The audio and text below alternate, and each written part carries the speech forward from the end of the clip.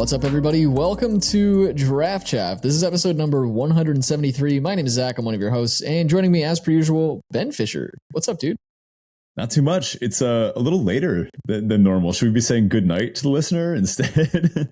Well, the listener may be listening to this at any time. We're recording this quite late, though, yeah. We've got a fun episode for you guys, though, this week. Before we jump into that, of course, our usual housekeeping. If you're not already in the Discord, do check that out. It's the best place to be to chat all things MTG.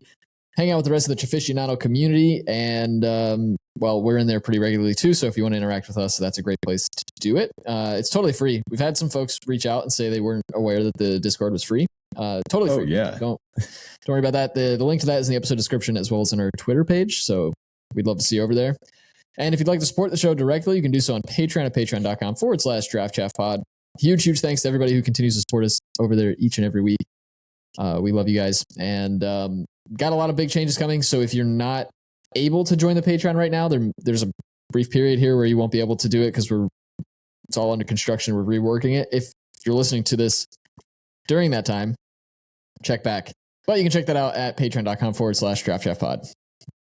Wait, hold on, Zach. There's a note. You mentioned that the Discord is entirely free, but what about that one paywalled, like super secret Discord channel where we post our ultimate hottest takes and also risque photos? Ben, your OnlyFans doesn't count. Like, that's not... My only drafts account? Your only drafts, yeah. Right. Let's get on to our Cracker Draft type thing. This week, we've got a spicy, what is this, pack one, pick one? Yep, straight up pack one, pick one from a nice little format called Shadows Remastered. Interested? Never heard of it. Well, get used to it because it's actually coming up. It's dropping next week, and I am very excited. I love this set. I love this format. All right, let's talk about what's going on in this pack. We've got to take inventory. That's the one in the blue. Draw a card, then draw cards equal to the number of cards called take inventory in your graveyard. So it starts off as a 2-mana sorcery, draw one card. Kind of garbage, right? But what if you put 4 in a deck? Yeah, I mean, if you can draft a bunch of them, I guess it's decent. But how many card slots in your deck do you typically want to take up with an effect like this? That becomes a tougher question to answer, and I'm definitely not looking to do that. It's weird because you want to take these early if you are going to go in on the game plan so that you can get as many of them as possible.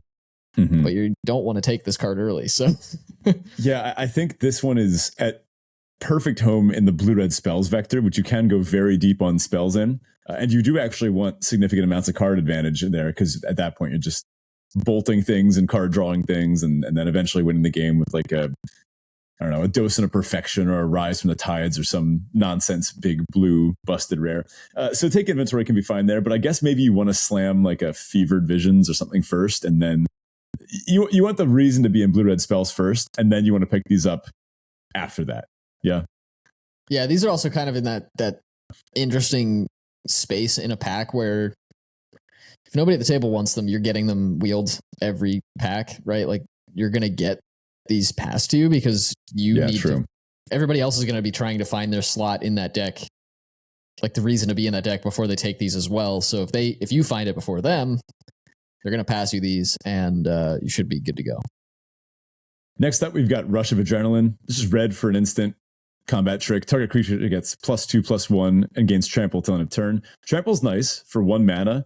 I mean, just 1 mana, 2 power trample. That's makings of a pretty good trick right there. But again, this is obviously kind of junky. It's vector. It's kind of vector agnostic, right? You want this in an aggressive red deck. Guess what? Red's aggressive. Shocking. Although it is weird to come from WoW, where we had like an effect like this that was like, give a thing +2/+1 and a monster roll. Yeah, that's true. Like, the power creep is being felt for sure. Next up, we've got Grapple with the Past. That's the 2-mana instant. You get to mill 3 cards, and then you can return a creature or land card from your graveyard to your hand. Really cool regrowth effect. Grapple is awesome, and it does have a home in some of the ridiculous mill your entire deck out and then start putting stuff from graveyard on top of your library back in your hand. Epitaph Golem comes to mind, which can put something from your graveyard on the bottom of your library. which if you only have one card in library or no cards in library, it becomes your library. So you can loop grapples and do all sorts of like weird late game stuff, or it's just a good way to get back your bomb that they killed, So versatile card. Storm Rider Spirit's next. 5 mana, 3/3 flash flying, just 4 and a blue. Nah, kind of lame. You can see it coming from a mile away. For spirits, but yeah, this is very telegraphed and 3 mana. 3/3 flyers in this format. Not the best thing in the world. Yeah, it's especially just now when you're overpaying for it. Yeah, like what's the joke? I mean, if I have a 3/2 and they have 5 mana up, you're the joke. Like, yeah, exactly. If I have a 3/2, I'm looking to attack with, and I suspect they have this, I'm still just going to attack. Like, then I traded my 3-drop for their 5-drop. Cool, I win. I think I'm starting to think that when we record late, it gets a little weird. I'm sensing a vibe today. Essence Flux is up next. Blue instant. Exile a creature you control, then return that card to the battlefield. So a flicker effect, right? If it's a spirit, you put a 1/1 counter on it. Obviously, an instant. If you have creatures with really good ETBs you want to rebuy, sure. But I don't think that's what this set is about. This set is a lot more madness, flashback, stuff like that. This isn't a super ETB heavy set. Transform, right? A lot of the value contained within cards is contained in other methods than their ETBs, which I think is actually a reason why this set feels refreshing in some ways. A lot of modern Magic, I mean, just think of all the great ETB triggers in March of the Machine, right? It felt like every rare had a ridiculous bomb ETB. Look at Itali or Kyrian Hidetsugu, right? This is not the set for Essence Flux. Yeah, but you just missed like the best combo, right? You Storm Rider Spirit when your opponent attacks with their 3/2, block, and then Essence Flux to bounce your Storm Rider Spirit, not take the damage, and then have a 4/4 flyer. Right. For 6 mana. Let's move on. Over Liliana's Elite. Liliana's Elite, 3 mana, 2 and a black. It's a 1/1 zombie, and it says it gets 1/1 for each creature card in your graveyard. Pretty clear vector here. If you see this in a deck with like a bunch of grapples at the past, yeah, you can do something cool with this. I've seen this thing be a 4/4, a 5/5 for 3 mana. That's pretty good. Of course, on turn 3, have you really milled yourself that much yet? Like grapple at the past, maybe you mill a land, a spell, and a creature, and then you return the creature to your hand with grapple. Then you play Liliana's Lead on turn 3, and it's just a 3 mana 1/1, even though you self-milled with a good self-mill card. So this one's again replacement level. I'm not interested. Yeah. Next up here, we've got Conduit of Storms, 2 and a red, 3 mana, 2/3. It's a werewolf horror. Whenever it attacks, you add red at the beginning of your next main phase this turn. So your post-combat main phase, you get a red mana.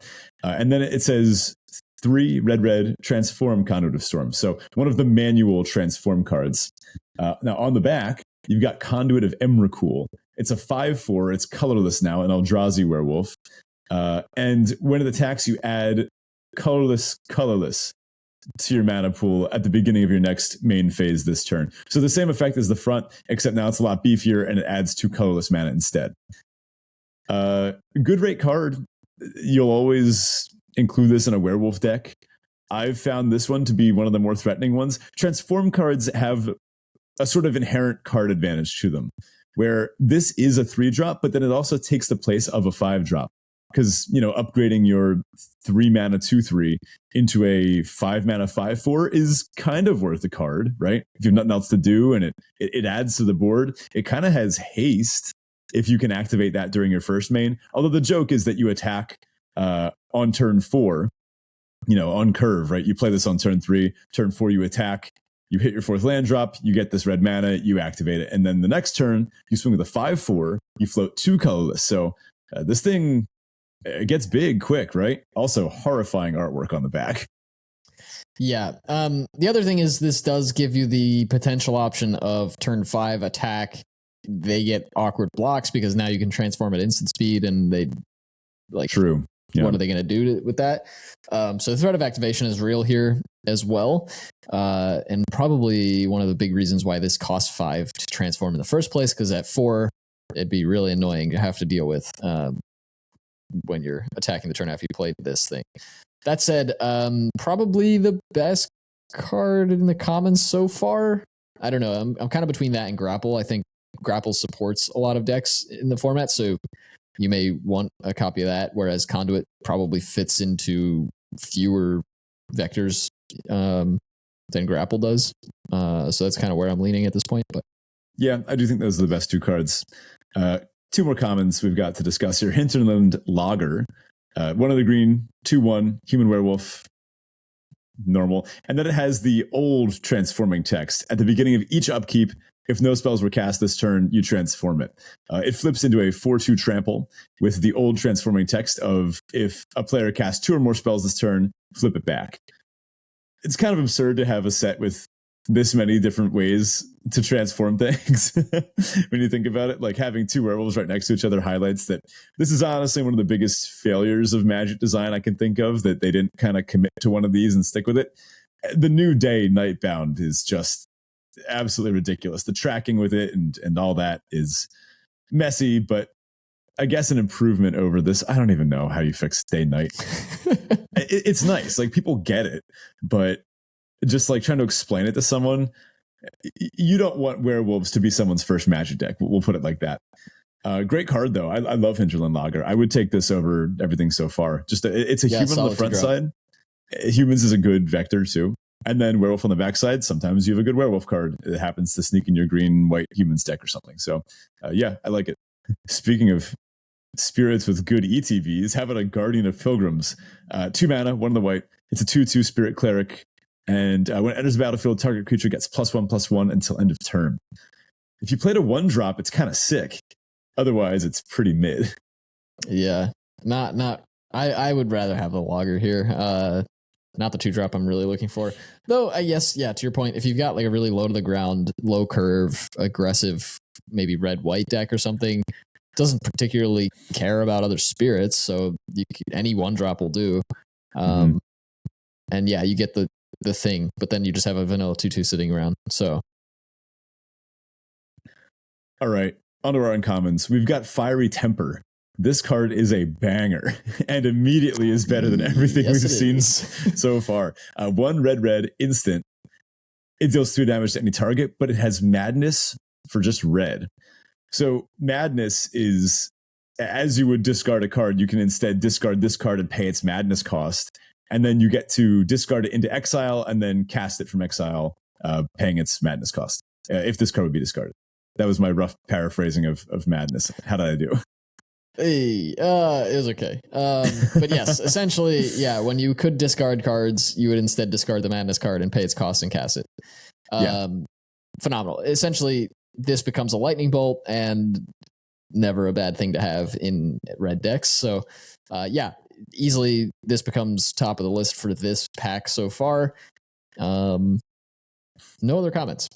Yeah, actually, this becomes better than Lightning Bolt in some scenarios, right? Like, you have a Faithless Looting in your deck, and you draw 2 cards, and then you need to discard 2 cards. What if you pitch 2 Fiery Tempers, right?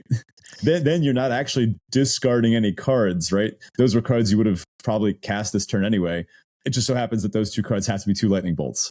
Would a lot of players complain about casting 2 Lightning Bolts in the same turn in the game of Limited? No. Yeah, not if each. I mean, yeah. Another way to think about that is in our roundabout draft chaffy way. It's a lightning bolt with draw card stapled onto it in the Faithless Looting scenario. It is actually, yeah. and the thing is with Madness, you're usually using Madness cards to pay for a cost that requires discarding a card, right? So yeah, like, you're not relying on your opponent to force you to discard cards here. Yeah, you're triggering something. Faithless Looting comes to mind, but there's tons of ways to discard in red and black, particularly, even some in blue. But red alone, I had a great mono red deck when the set was last out. It was just mono red Madness, and it was awesome. Very nice. Next up, we've got Erdwall Illuminator. 1 of the blue, 1/3 Flying Spirit. Whenever you investigate for the first time each turn, investigate again. It's nice. Funny enough, blue-green clues is fine. Green white clues, I think, is what can really pop off. But even just Bant clues, like this is sometimes worth splashing. A little awkward splashing a 2-drop, but it's one that you can really get going into the late game. When the clues vector gets going, it is such an engine. It's one of my favorite things to do in the set, and I've had some really cool decks that win a lot while also having a lot of fun with clues. So Illuminator is a card to keep an eye on, but not one that I usually feel like I really need. You can have too many clues, right? If you can't crack them all, then you're not getting the value off of them. You want to be able to crack the clues and also cast the spells that you're drawing off of them, right? Yeah, this isn't a set like WoW where, oh, if I've just got these food lying around, I can bargain them away and get some extra value out of them, even if I don't pay the cost to use the thing. There really isn't any of that get extra value out of my artifact tokens in this set. You need to be cracking your clues. Now, I will say, if you have a Tomio's Journal, you're not passing the Illuminator. Yeah. At least I'm not. I love that kind of thing. Yeah, that said, I don't think we're first picking Illuminator almost ever. No. I've got a good creature here for you, though. Duskwatch Recruiter is our last uncommon. 1 of the green, 2/2, human warrior werewolf. You can pay 3 and a green. Look at the top 3 cards of your library. I was like, man, it's been a long time since I cast a Duskwatch Recruiter. You may reveal a creature card from among them, put it in your hand, put the rest on the bottom of your library in any order. And then it has the usual old werewolf text where if no spells were cast this turn, you flip it. On the backside, it's a 3-mana, it's a 3/3, and it says creature spells cost 1 less to cast. It's also a werewolf on the back. And then it has the backside of werewolf cards. If 2 or more spells were cast, it flips back to the front side. So Duskwatch Recruiter is awesome. This was a standard staple for a while too. It kind of plays into its own theme. On turn 4, you can activate it, get a creature card, and then immediately flip it into the 3/3. This is usually the point where your opponent kills it. Let's be honest, that happens a lot. That's a pretty common sequence. They kill it as it's about to transform or something like that. Because if you can get it to stick on the backside, where creature spells now cost 1 less, then the creature that you just got costs less. You know, plays to itself well. Now, before we talk about our rare, we actually have, well, the whole reason we're doing this, right? We have a fatal flashback, an enchanting tale, but not an enchanting fail, right? This is part of the bonus sheet, which is the reason that Shadows Remastered got so much hype in the first place. During the original run, they had these sets that got swapped in each week. And our fatal flashback this week is travel preps. Travel preparations. 1 of the green, sorcery. Put a +1/+1 counter on each of up to 2 target creatures. And then it has flashback for 1 in the white. This card is nuts. It is so good. Yeah, and you love to see it in any of your creature decks. Ben, how often are you casting this in a let me phrase it this way. How often are you splashing for the flashback on this? All the time. Absolutely worth it. It's worth, even if you're playing, I don't know, green-red, just toss a plains in your deck just because it's that good an effect.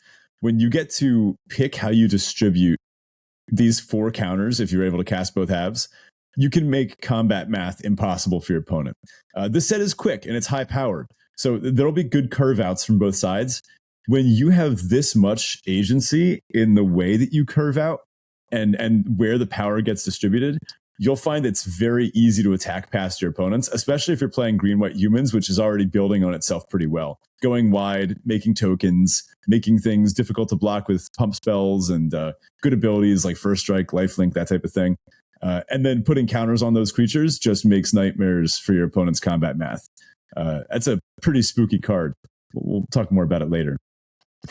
Now, I would ask as well, I mean, you can look at the 17 lands data for the last time the set was out and see Travel Prep was one of the better cards, I would say, in that week, right? Was it like top 5 or something? It was up there. Yeah, it definitely cracked top 10. How often are you first picking it? I've done it before, and I'll do it again, but I'm not sure it's better than Fiery Temper. Yeah, that's where my head was at too. I'm not even sure I would take it over Duskwatch Recruiter Pack 1 Pick 1. I think I would. Okay. Yeah, I think I would take it over Recruiter. It's easily clearing Illuminator and all the other commons.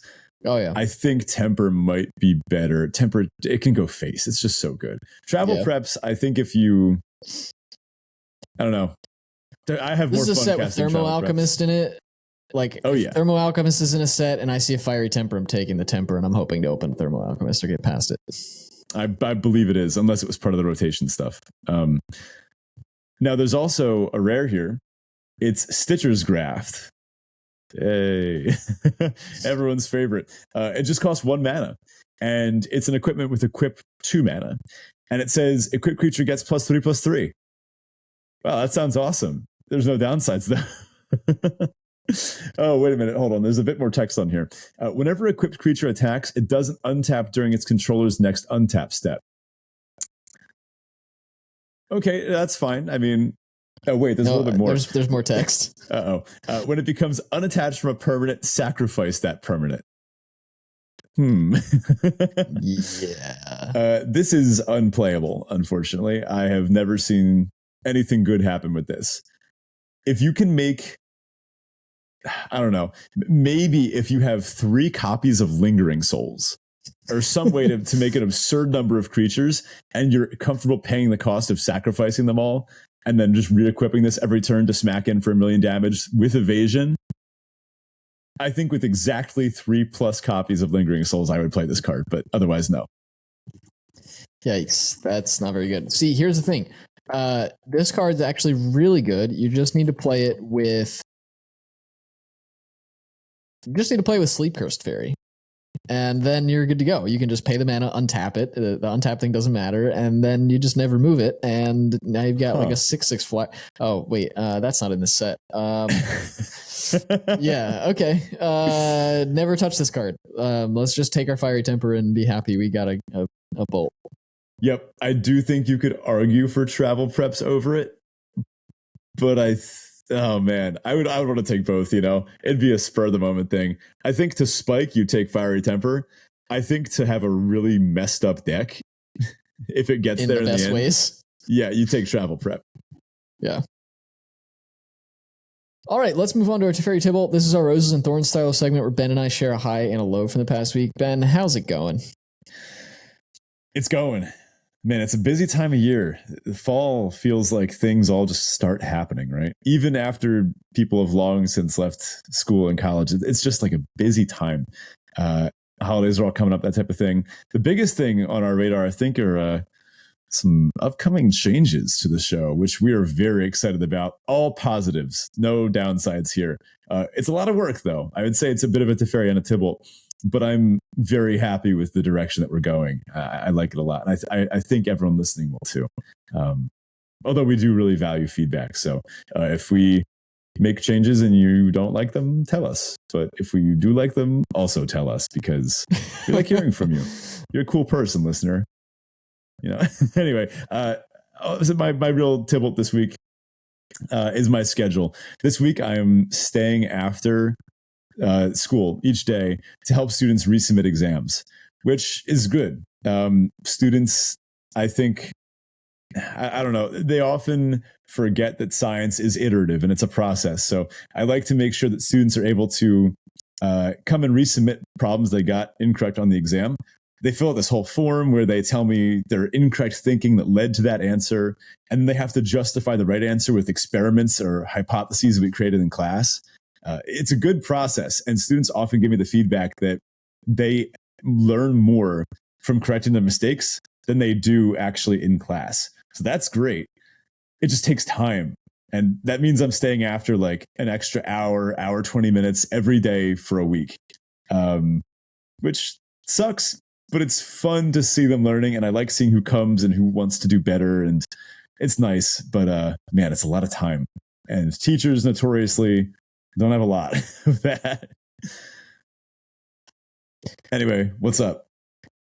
Yeah, I guess my Teferi is we finally are having fall weather here in the Northeast. It was been in like the low 60s, high 50s all week so far. It's a little warmer today, but it just feels great. It's my favorite time of year. I love the smell in the air when, fall weather starts to hit, and just wardrobes and everything. It's everything about this season is the best.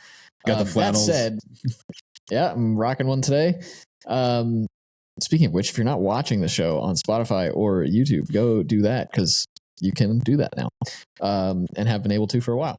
But that said, with the fall weather coming, I need to find, we talked about this a little bit for you last week, Ben. I need to find a good candle scent for my apartment for the fall here. Yeah. So still trying to figure that out. Don't have one yet, but we'll see how that goes. My tibble is that it's late and we're recording quite late. All right, on to our listener question of the week. This week, our question comes from Spurlo.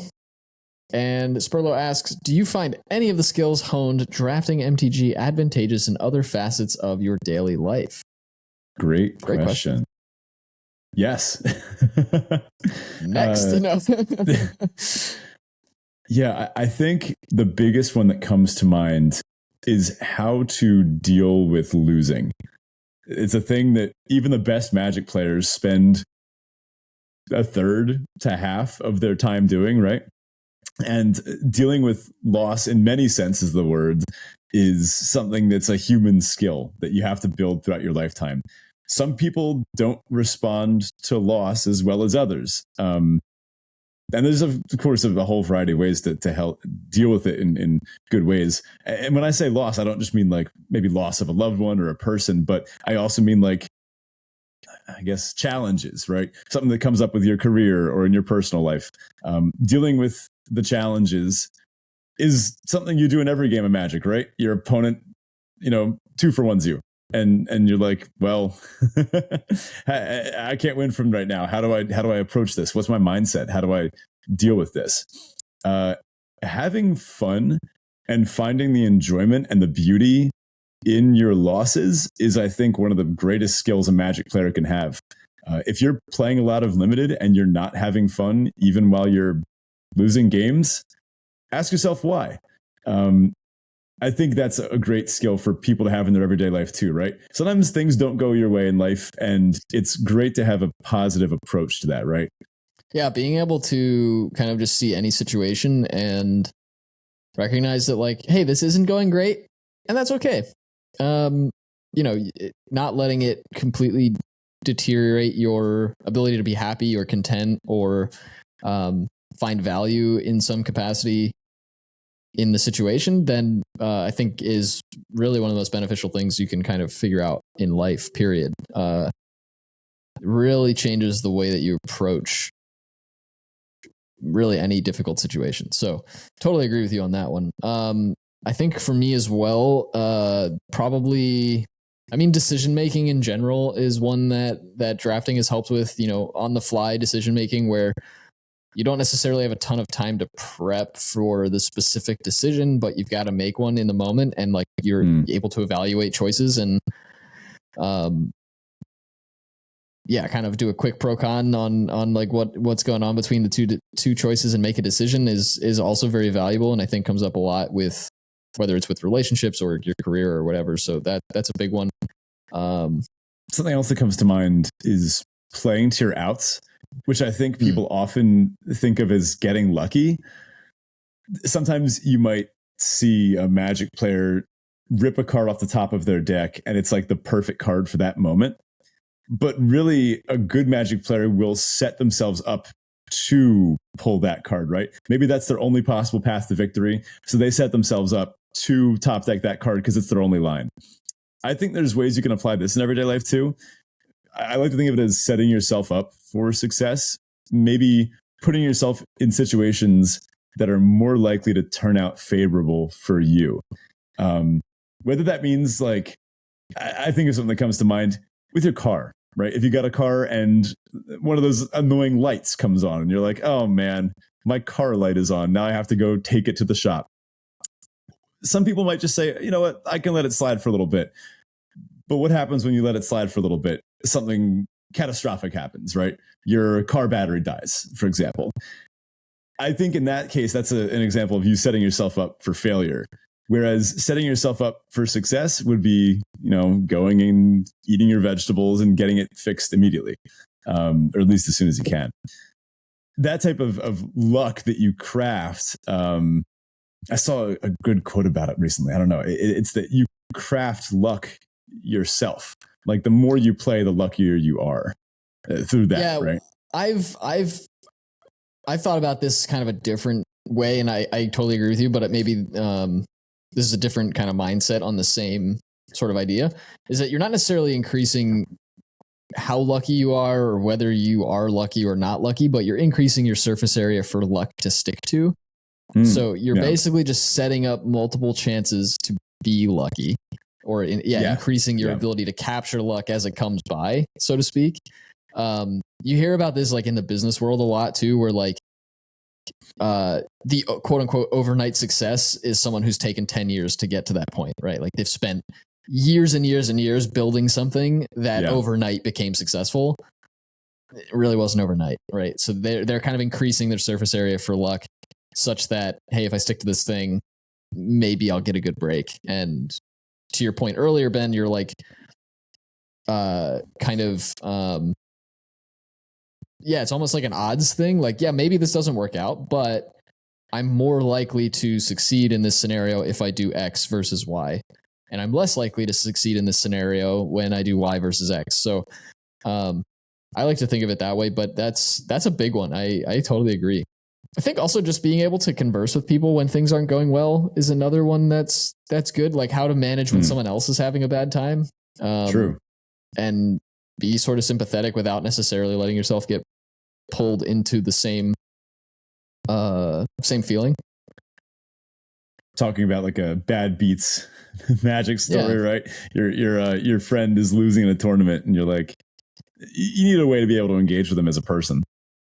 Yeah, or even when someone across the table from you isn't having much luck, and like everything seems to go wrong for them, and they get really frustrated. Like being able to kind of talk them down, or just maybe decide not to talk them down, because it's also that might not be the best approach either. Like knowing what to do in those sorts of relationship settings can be pretty beneficial as well. Yeah, I guess the stereotype of like Magic players is these basement dwellers. I don't find that to be very true. I have met some really great, thoughtful, kind people while playing Magic, right? And I think a lot of them have great communication skills, and that's why I get along with them so well. All right, so let's jump into our main topic. Thank you, Spurlo, for the question, by the way. If you want to have your question answered on the show, you can do so by jumping into the Discord and checking out our listener questions channel. But with that said, let's get on to our main topic this week, which is the top 10 scariest cards of Shadows Remastered. So we talked about earlier, Shadows is back, and it's, I mean, honestly, the perfect timing. I'm glad Wizards decided to do it now, because October, spooky season, we're here for this. Ben and I both love this time of year, and it was a pretty good set overall. Yeah, it's fun. It's balanced.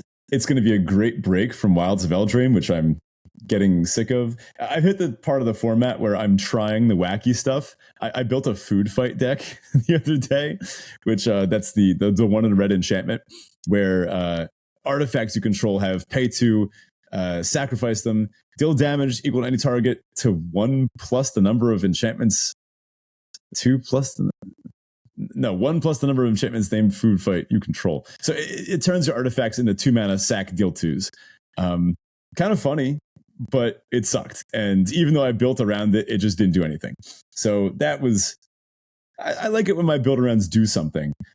In Shadows over Innistrad, the build arounds are part of these vectors, because this is a handcrafted, kind of like a combination set of multiple Innistrad sets. We get these distinct, narrow vectors, but there's a lot of them that are good. Because of that, it means you're getting a lot of opportunities to try different good things that actually pay you off for committing. For example, well, the card we mentioned earlier, Travel Preparations, right? This sort of go wide humans deck. You can do that. It looks like it's a thing that works, and it does work. Partially because it's tested already. They already knew that this was a fun card from previous iterations, so they put it in this one. And let's be honest, when they build sets like this, they probably are using a bit of vector theory, right? They're saying, okay, what kind of vibes with other cards in this direction that we could put into the set, either in the case of the Fatal Flashbacks, or just by picking and choosing which creatures made it in the first place. What cards were fun? What cards worked? and what cards work well together. It sounds like a vector theory haven, right? Oh yeah, absolutely. And then they got to kind of even play around with that more with the bonus sheet. The way they handled the bonus sheets this time around, it's not just one bonus sheet, but it's quite a few, and they rotate in and out. And so they were actually able to play with vectors in a lot of different ways in terms of what goes into the main set, what do we include in these sort of sub bonus sheet sets as well, and really would have been interesting to be a fly on the wall for the design conversations around this set. Yeah, for sure. Now, this goes live on the 17th and it runs through the end of the month. So we've got a good 2 weeks, and they are doing Fatal Flashback, which is one of the bonus sheets that they decided to include. Flashback cards, right? And it's a lot of famous ones you definitely know before. Unburial Rites, stuff like that. Big Innistrad flashback cards. I'm not going to say too many others because we've got some scary cards to talk about. Scary in multiple senses of the word. Yeah, let's jump into that. Well, the number 10 scariest card I believe you could see across the battlefield from you is one that is scary more for the gameplay than for the flavor or anything else. Although I guess it has a mystery element to it. Ulvenwald Mysteries. 2 and a green, enchantment. It's an uncommon. Whenever a non-token creature you control dies, investigate, which means you get a clue. Clues are artifacts, they're tokens. They say, pay 2 mana, sacrifice this artifact, draw a card. And then this enchantment has more. So whenever a non-token you control dies, you get a clue. Then whenever you sacrifice a clue, you get a 1/1 white human soldier creature token. This card is so good. If you can build around this in the slightest, and by which I mean put 14-ish creatures in your deck, you will have a blast. If you can then combine this with other things that proc off clues or creatures, which is an awful lot of stuff in the set, you can make some really disgusting, mid-rangey, grindy piles. There are some board states involving an Ulvenwald Mysteries where there's not a combination of cards in the set that could allow your opponent to punch through. You just have this wall of card draw, tokens, value. In the late game, this functionally reads, whenever a non-token creature you control dies, draw a card and make a 1/1. The only thing limiting from it being that is mana. And, if you draw enough cards, you hit enough land drops, you have the mana for this. Just such a fun card to play with. Honestly, I slam this card every time I see it. It's hard for me to pass this. Yeah, it's a really good one, and it's one that you really need to have a reason not to put in your deck. Like, even if you're not playing green necessarily, if you have a really high creature density, this is still like a valuable card to splash. At 3 mana and just 1 colored pip, it's relatively easy to splash. And yeah, I mean, like you said, it turns all of your creatures into 2.5 for 1s. Yeah. Like, what? Yeah. All it asks is that you survive. And if you play creatures and, start trading them off with this in play, then yeah, you're going to survive. So next up, number 9 scariest card in Shadows Remastered. Sever the Bloodline. This is 3 and a black for a sorcery. Exile target creature and all other creatures with the same name as that creature, and then it has flashback for 5 black. Yeah, can I interest you in just a good removal spell with flashback? Yeah, I mean, at 4 mana, getting rid of just anything, and it's exile, so it's not going to help your opponent's graveyard strategy. It's not going to help them with any of like their weird rebuy effects if they have any of those, which there are plenty of in the set. Then also just randomly being able to potentially get some extra value by getting rid of multiple creatures. I mean, Sever the Bloodline and Wilds of Eldraine. Just imagine that with some Gruff triplets on the battlefield. Like, that would be lovely. It's the perfect answer. But hey, I mean, even with just Ulvenwald Mysteries, I mean, if your opponent's got a board of 1/1s, yeah, you don't necessarily want to spend your 4 mana premium removal spell to get rid of some 1/1s. But if that lets you punch through to win the game, this is one of the few cards that can punch through that wall you were talking about. Mm-hmm. Yeah, it can be brutal. This neatly answers some of the most busted strategies in the format, including going wide with clues and tokens, including Lingering Souls, which Lingering Souls tokens, 1/1 flyers, very hard to deal with. This cleanly answers all of them, and then it just sits in your graveyard until you flash it back and just kill something else. One of the ways that the blue-red spells deck can win, we mentioned it earlier, is with a Rise from the Tides. 6 mana, you make a tapped 2/2 zombie for each instant and sorcery card in your graveyard. So that's reasonable to make like 10 zombies. How do you deal with that? Sever the Bloodline. Easy. It's a catch-all, right? It kills one thing for 4 mana permanently. Good. If you're getting demolished by a whole board of identical tokens, it's got you there too. And it also has the added benefit of it's okay to use relatively early because you can always cast it again. Yep. The art on this one, by the way, is kind of horrifying. It's like she's being dragged to hell, I guess. Not really sure. Maybe she's just falling into a volcano. I don't know. Number 8, spookiest, scariest card in Shadows. It's Fevered Visions, and this one is for all reasons. Look at the art on this thing. This is messed up. What is happening? Yeah, even the flavor text. The mind can only expand so far before it flies apart. It flies out through the eyes and mouth, apparently. Yeah, horrifying card design. Really cool visions there. Anyway, Fevered Visions itself is a 1 blue-red enchantment. It reads, at the beginning of each player's end step, that player draws a card. And then if the player is your opponent and has 4 or more cards in hand, Fevered Visions deals 2 damage to them.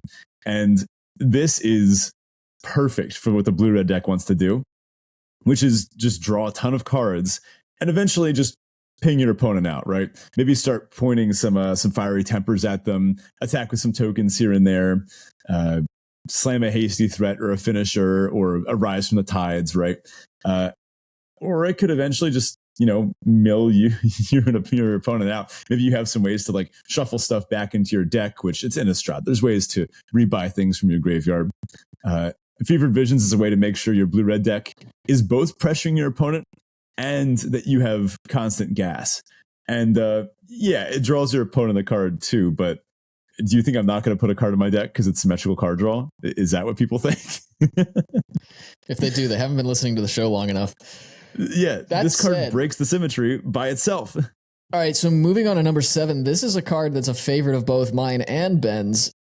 And for me personally, I mean, hey, we're talking about, recurring threats. This is one of them. Seasons Past, 4 green for sorcery. Return any number of cards with different mana values from your graveyard to your hand. Put Seasons Past on the bottom of its owner's library. So this is one of those cards where you can effectively prevent yourself from milling out if you can have at least 1 copy of this that doesn't get milled, or you have 2 copies of it and you can chain them together, which is always great fun.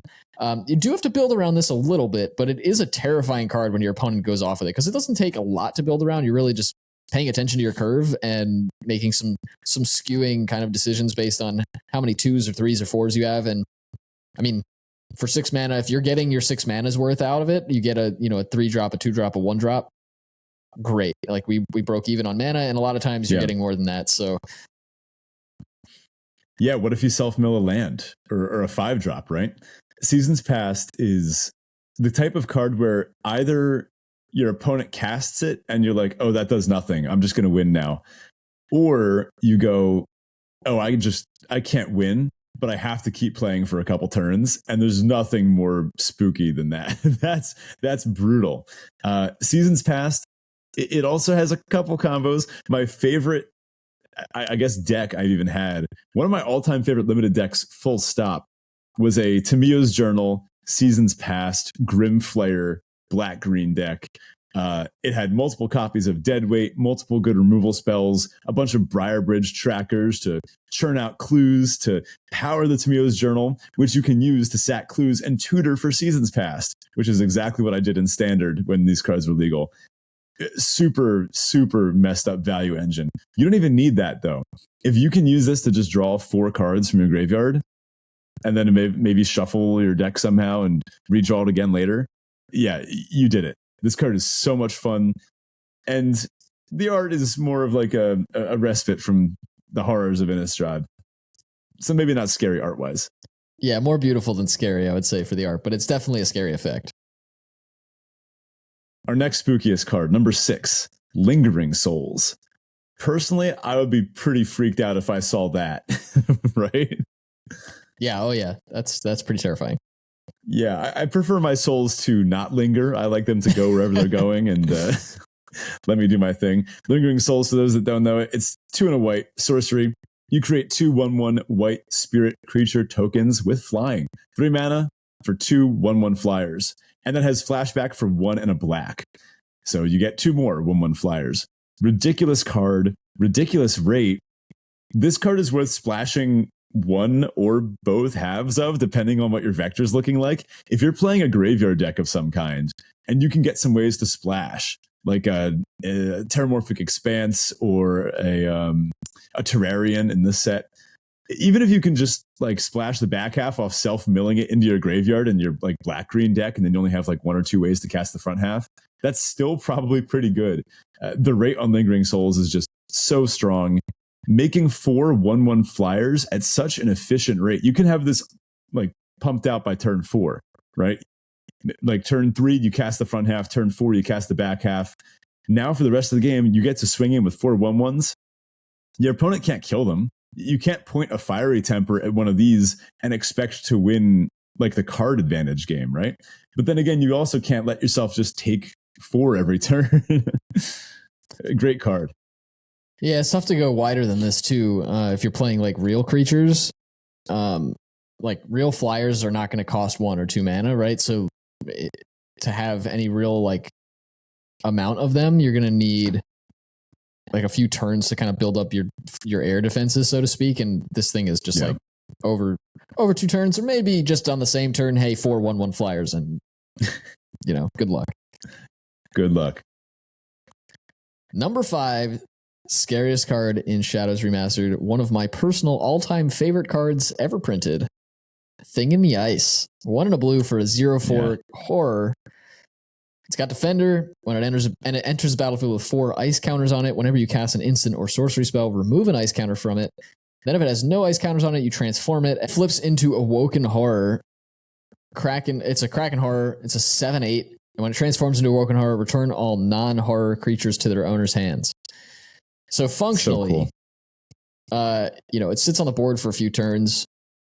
In the right decks, you can remove those counters in like a turn or 2. And then it just flips, wipes the board, and just smacks your opponent for 7. Yeah. Titty, as it's often known, is a great card. The thing about Thing in the Ice is that it is just a 2 mana 0/4. If you're not doing anything with it. So first of all, you want to be putting this in like the Blue-Red Spells deck. But even in that deck, it's okay if you just put this in front of like a 2/3. And if they have a combat trick, you probably trade like 2 mana for 2 mana, card for card. That's not the worst case in the world. But when you can protect this and flip it, ridiculous. This is another one too we talked about during the Kraken draft. You can flip this at instant speed if you have instants in hand and enough mana to get this, like remove those counters. So that makes attacks really weird for your opponent, because they're like, well, it's got 2 counters left on it and they've got some mana up. There's a good chance they just flip and like blow my board up. It gets messy. It makes things really difficult for your opponent, and I love this card. Yeah, really fun design. Number 4, card we've heard about today already. Travel Prep. Always travel prepared. Travel preparations in the right home is the horrifying. This is the card that will tend to end games on the spot. Not because the game necessarily has to stop at that point, but because it puts your creatures just outside the realm of interaction for your opponent. It usually lets you get in for a massive swing of damage, or forces them to chump block in a way that they didn't expect to have to chump block, because it's just such an efficient rate. 4 mana for 4 counters. It doesn't have to be all on the same creature. It doesn't have to be all on the same turn. You could pair this with like a turn 5. You do a 3 mana removal spell, 2 counters, attack. You've made it such that they can't possibly have profitable blocks. Next turn, you untap, you play a 3/3, you travel prep again. You're just adding to the board so efficiently. Really scary card to see out of your opponent's deck, and one that you should take very highly. All right, so next we have Another of my favorite cards from this particular, well, from the original set that this was printed in, mostly because Ben hates it more than anything else, really. Look what they did to my girl. That would be Brizella, Voice of Nightmares. Brizella is a card that is horrifying in art more than anything, I would say, in terms of a limited environment. There's a really unlikely chance that you actually ever see this on the board across from you or get to put it together. Not that it won't happen, but it takes a rare and a mythic to do it. And anyway, it's just flying. It has first strike. It has vigilance. It has lifelink. It also says your opponents can't cast spells with mana value 3 or less. Not creatures, not instances or sorceries, not artifacts. No spells, mana value 3 or less. And it's a 9/10 with all those extra abilities. Now, of course it is. To create Brizella, of course, you need Bruna the Fading Light, and you need Gisela the Broken Blade. One's a 7-drop, one's a 4-drop, and like I said, one's a rare, one's a mythic. I won't go through all the details on each of those cards, but suffice to say, if you can ever put this together, send me a screenshot because I would love to see the board. Yeah. The thing is with melds, they are pipe dreams, right? There's the one Graph Rats and the Scavengers that goes with it, flips it into like a 6/5 menace or something like that, pumps your team. That one's doable, but it's not great. The Graph Rats itself is just a 2-mana 2/1, and then you need it to meld with the other card, which I think might even be an uncommon. Not a thing you really want to build your vector towards. I mean, what are you supposed to do? How do you enable that? You don't really. You just have to luck into it. And if it happens, you probably win. You need good card selection. Maybe in like a black-green deck where you're self-milling, returning particular creatures to your hand. But in an average deck, it's not really good enough. The other ones, Brizella and Hanweir Battlements, and Hanweir Vanguard, I think the card is called. That one I actually did once. I made Hanweir the Writhing Township. And that one is gross. The card on the front half, the 3-mana 2/3 that attacks to make a 1/1, that's actually a great rate. It's the land that you tend to get late, the Hanweir Battlements, that just doesn't really do anything. Just like taps to give a creature haste or something like that. It's not great. So that one I did actually put together after doing this many, many, many times and having taken a swing and a miss many, many, many times. I would expect that if you have Bruna and Gisela on the battlefield at the same time, your opponent would probably scoop before you get to flip them into Brizella anyway, because Gisela is just like a baby Baneslayer. Bruna is just a giant 5/7 flying vigilance that reanimates something. Hard to lose with that type of board. But again, if you do manage to pull this off, your opponent will run and scream and quit the game. Yeah, also, like, I don't know how you feel about this, Ben, but for me, just looking at the cards, trying to evaluate the cards, typically I'm not even that excited to put Bruna in a deck. Gisela is like pretty solid. 4-mana 4/3 flying first strike lifelink, ignoring the fact that it can do any of the melding stuff, is really good. 7-mana 5/7 flying vigilance, reanimate a thing, is still pretty good. It only reanimates angels or humans, but there's no mana value limit, so theoretically you could get, I mean, the joke is that you get back Gisela after somebody killed it earlier, but yeah, and then the other thing is, like, you've got to make it to your end step with these things alive for the meld to happen. So if your opponent has any instant speed removal, it's not going to happen. But yeah, let us know if it does happen, because I'd love to see the screenshots of that. The next one, number 2, spookiest, scariest card we've got here. How do you feel about jump scares? Yeah, I'm not a big fan. I like horror films that are more psychological thrillers, have a good kind of storyline to them. Yeah, I tend to agree. There is one jump scare card I'm happy to put in literally any white deck, and that's Archangel Avacyn. You do not see her coming sometimes, right? Depending on how late in the game it is. And maybe the scariest part about her is that even if you do see her coming, you're still screwed. What do you do about it? Yeah. Yep. 5-mana 4/4 flash flying vigilance. She's a legendary angel at Mythic. When she ETBs, your creatures become indestructible until the end of the turn, including her. So at the baseline, even with nothing else on board, she's a 5-mana 4/4 Serra Angel with flash and indestructible. So good. Yep. But that's not even all of the front half. When a non-angel creature you control dies, you transform Avacyn at the beginning of the next upkeep, which is a very strange timing restriction. sometimes you want to do something where you like sacrifice one of your creatures at a weird time so that it triggers on a particular upkeep, either theirs or yours. You can play around with that. But she flips into Avacyn the Purifier, a 6/5 now red angel. She's mad now. When it flips into Avacyn the Purifier, she deals 3 damage to each other creature and each opponent. I've actually just straight up killed opponents with this if they're at 3 or less life, because it just bolts them for free. Plus, it wipes the board. Seems a little strange because this is at its best in a white deck, which will have a bunch of little creatures running around. Hopefully by that point, you've either buffed them out of range, or you have some bigger drops that you curved into her, or you just don't care anymore because you have a 6/5 flyer.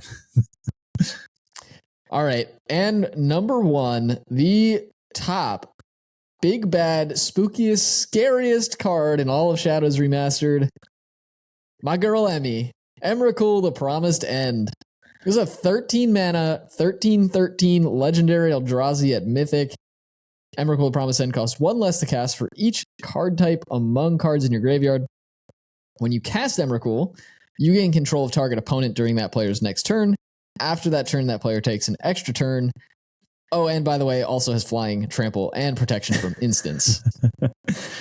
You know what? The spookiest thing about this card might just be whatever arena wizardry has to happen in order for that trigger to happen on arena. I still don't know. I scooped in response to this once because I didn't want to experience some person taking control of my arena account for a moment.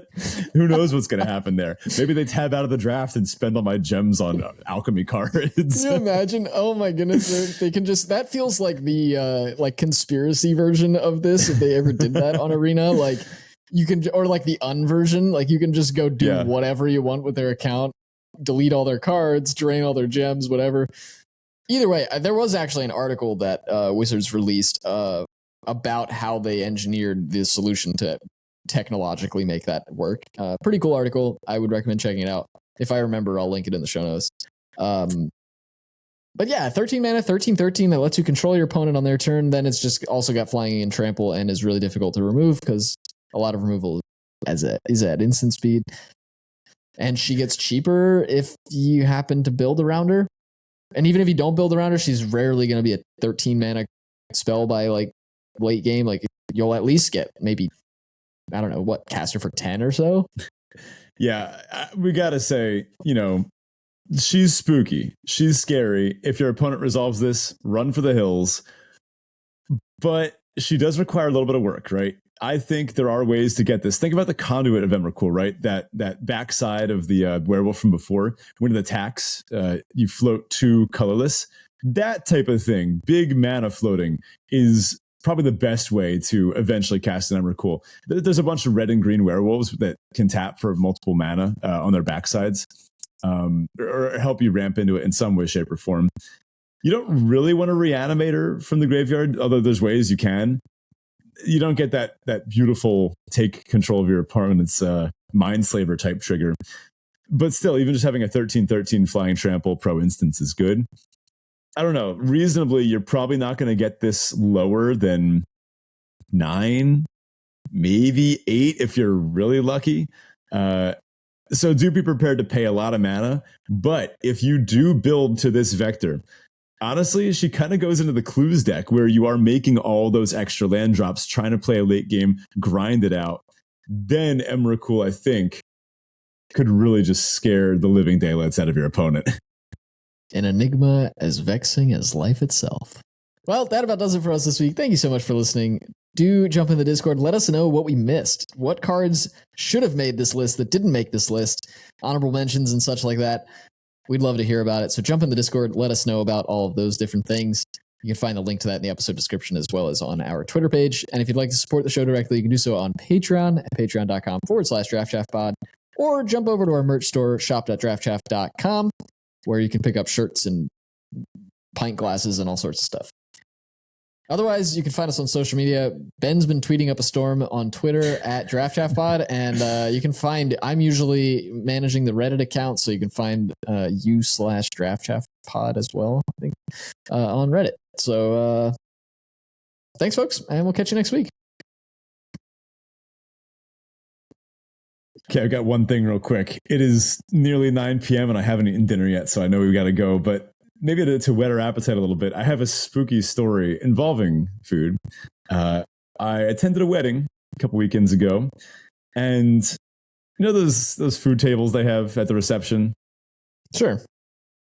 You know how they usually have, cheeses, meats, some vegetables, maybe, that type of thing. Nice finger food. Appetizers, yeah. So my girlfriend and I, we go and we grab a whole bunch of stuff, right? They had like roasted vegetables, meat, all sorts of stuff, cheese. And we're like, all right, what a nice spread, We actually even grabbed some roasted zucchini and roasted peppers. They were these like small peppers, maybe a couple inches long. So we sit down, we start eating. I take a bite of the pepper. I'm like, wow, that's actually kind of spicy. What's going on there? And my girlfriend, who's a high spice tolerance as well, takes a bite and goes like, oh, wow, that is actually kind of spicy. And then for the next 3 minutes, we proceeded to endure the most grueling heat build I think I've ever had after eating a spicy food. This caught us out of nowhere. Ridiculously spicy. One of the spiciest things I've ever eaten. And this was just on the table at a regular old wedding reception where some 95-year-old could have come along and picked that up alongside a roast zucchini or something like that. So we were like, what is happening? What is going on? Our friend walks past and she tells us. Were they shishitos? They sound like shishitos. It was Scotch bonnets. That's what I. Wait, say that again. You cut out. Oh, Scotch bonnets. Hold on. I got to pick back up again. Oh, what? So get this. It turns out our friend recognized them. She was like, oh, yeah, my mom, who's Jamaican, uses those in her cooking all the time. But she uses a slice for a whole dish. You just ate a Scotch bonnet. What the heck? Scotch bonnets are like not the hottest, but they're some of the hottest peppers on the planet. I thought maybe based on the description, I thought maybe you had like there were shishitos, because shishitos are very commonly roasted and just eaten as snacks, but they either have like no spice at all or they're hotter than jalapenos. There's like a very wide range of spice on shishitos. And so I was like, it makes sense to put those out roasted at a thing like that. But wow, Scotch bonnets, and you just chowed down on the whole thing. These were next to the other vegetables. I can't imagine. And I then spent the next like 15 minutes just going and getting new drinks because I had to wash it down with something, right? So I guess a bit of a plus and a minus there for the experience, but probably the spookiest jump scare I've had recently. Caught me out of nowhere.